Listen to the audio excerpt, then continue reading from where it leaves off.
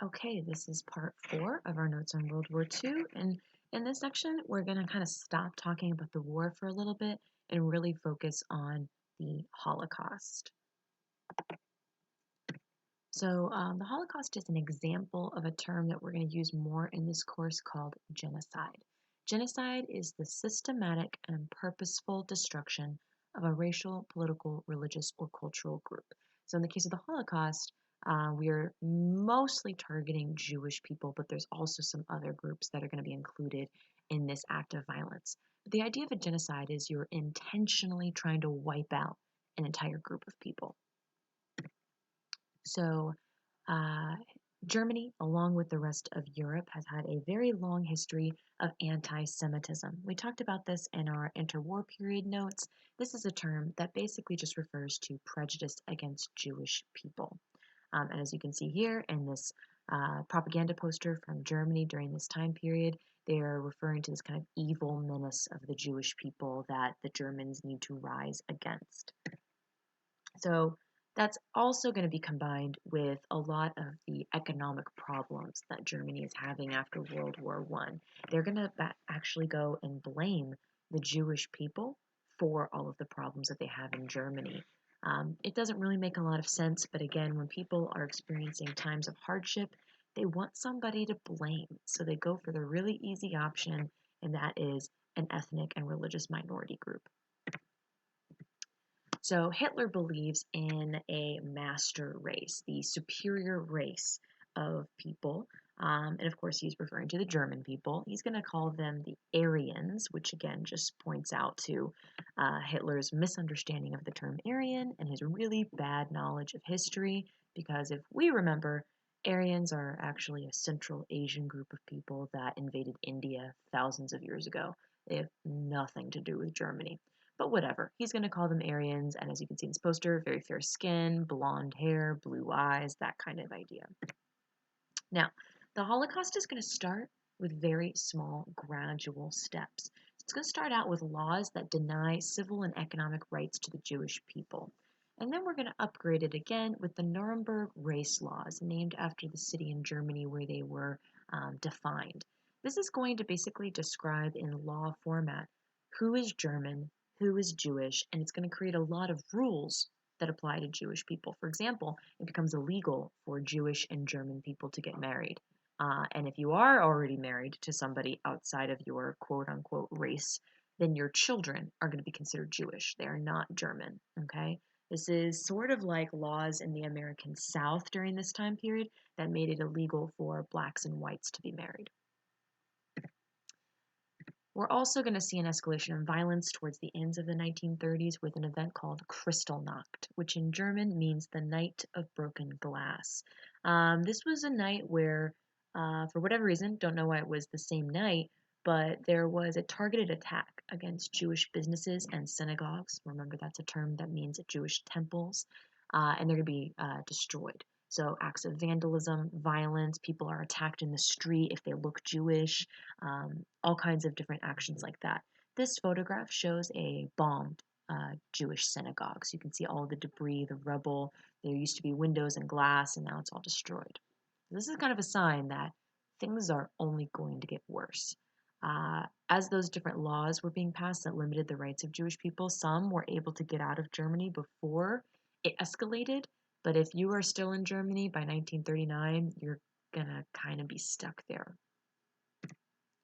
Jewish families are going to be forced to relocate into ghettos. That was a term that was used to describe fenced off areas inside cities that were Jewish quarters. They were forced to stay there, they couldn't leave. And they were often very, very bad situations, extreme crowding, poverty, difficulties with disease and rats, and just it was really terrible conditions. Now, it's not just going to be happening in Germany. As World War II begins in Europe in 1939 and Germany starts conquering more territory, we're going to see that the countries that they invade, they are also going to start to target the Jewish populations in those areas. And we're going to start to send all these people not to ghettos, but to concentration camps. So concentration camps, I'm sure you've heard the term before. It basically is a war camp where all of our undesirable populations are going to be sent. And that could include not just Jews, but a whole laundry list of peoples. If you're Ukrainian or Polish, or you have a mental or physical disability, so let's say you have dyslexia, or you were born without, a left leg, people who are homosexual, people who are against the Nazis, are political opponents of Hitler, or people who are even from other religious minority groups, are all going to be sent to these concentration camps. And as you can see, the conditions in the camps were truly horrible. Starvation and disease were a major issue. Like, these men have no body fat whatsoever. They are basically just very, very, very much teetering on the brink of starvation. Now, once people were sent to a concentration camp, they were identified in various ways. If they had any sort of uniform, theoretically, these are the badges that they would be forced to wear. And some of these badges, like for example, these Jewish Star of David badges, were people were forced to wear that in Germany before concentration camps began to be a thing.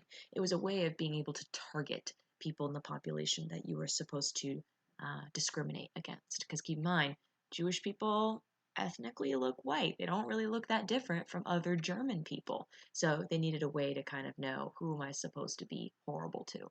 But again, there's lots of different ways of targeting different groups, and it was a very elaborate system.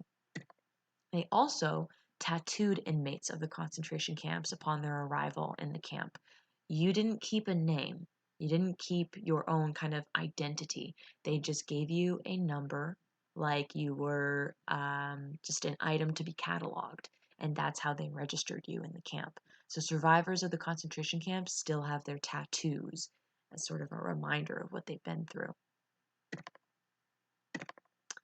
Now, in the concentration camps, the basic idea here is that people are going to be forced to work, though some people who were considered too weak or too sickly to provide labor were pretty much killed immediately upon entering the camp.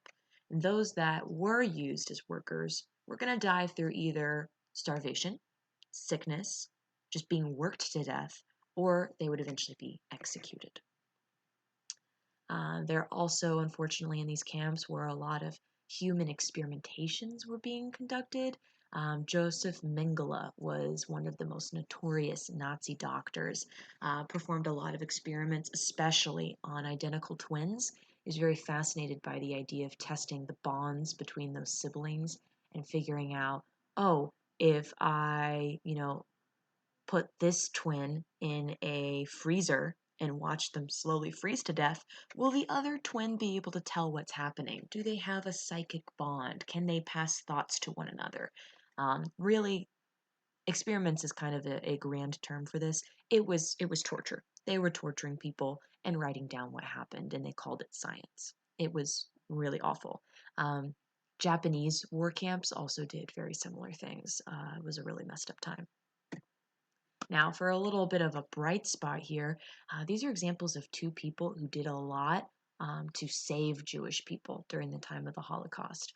On the left, we have Oskar Schindler. He was a businessman, and he managed to, if you've heard of the film Schindler's List, he managed to smuggle out a lot of Jewish people, and he had all of those people's names recorded in, of course, the famous list. On the right, you probably haven't heard of this man. There's not a movie made about him that I'm aware of. Chiune Sugihara was a Japanese diplomat in Europe during this time, and he used his status as an ambassador, as a diplomat, to basically sign travel papers for Jewish people as much as he could before the Japanese government recalled him back to Japan during the war. Now keep in mind, his country was allied with Germany. He was supposed to be helping them, not going against them. But he and his wife were like, screw this. This is terrible. So they did their best to save as many Jewish people as possible, signing any travel papers that were presented to them. So these two men combined saved thousands of lives. This is a typical view of a concentration camp. Very poorly constructed buildings. They're not meant to be comfortable. No bedding, no insulation, terribly cold in the wintertime. It was an awful, awful place. Now, eventually, the end goal of these concentration camps, even if you're there for labor, is to eliminate all of these people. Hitler's going to call this kind of a code name, this final solution.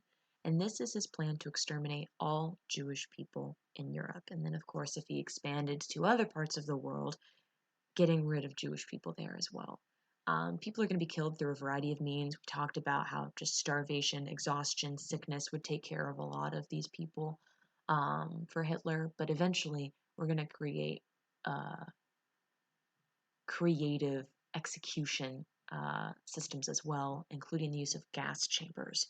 The idea being that people would be crowded into what they thought were communal showers, and instead the chamber would fill with gas, and the people would slowly choke to death from the lack of oxygen. Uh, this is a very famous poem written by a pastor about kind of the experience of people watching all this happen. Um, I think it really does a really good job of expressing how people are afraid to put their own lives on the line when it doesn't directly affect them. But if we just watch and let things go by and let it slide, then eventually everything goes terribly, terribly wrong for everyone. So we really need to do a good job as people of standing up when we see horrible things happen.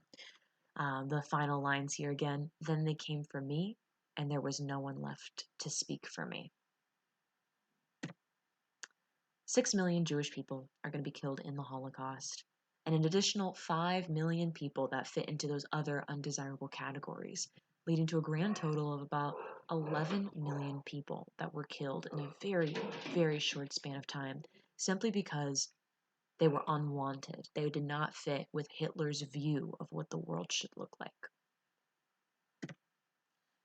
This was found carved into the walls of a concentration camp cell by a Jewish prisoner. We do not know who this person was. If there is a God, he will have to beg my forgiveness. And that just shows you the level of despair that these people felt. We're going to go ahead and stop there. Please do something happy and enjoyable after watching this video, because I know that was a lot.